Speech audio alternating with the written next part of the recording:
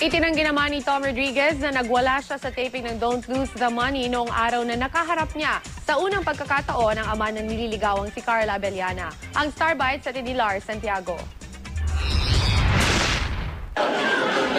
Bukod sa daily game show niyang Don't Lose the Money, pelikula ang pinagkakaabalahan ngayon ni Tom Rodriguez. Magsushooting na siya para sa Film Fest movie. May block screening ang natapos niyang pelikulang Beauty na Battle. It's about beauty na it's within all of us. Now, we might try to look for it in other places, pero beauty literally is within all of us. Itinanggi naman ni Tom ang lumabas na balitang nagwala siya sa taping ng Don't Lose the Money noong araw na nakaharap niya sa unang pagkakataon ang ama ni Carla Abellana na si Ray Abellana.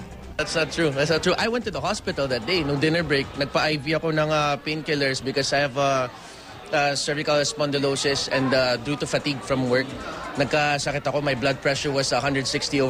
Wow. That much I can admit. Pero yun, no. Ikinatuwa naman ni Tom ang sinabi ng daddy ni Carla na mabait daw na tao si Tom. That's definitely a compliment coming from such a great and a veteran actor like himself. I'll take that as a compliment. Lars Santiago, GMA News.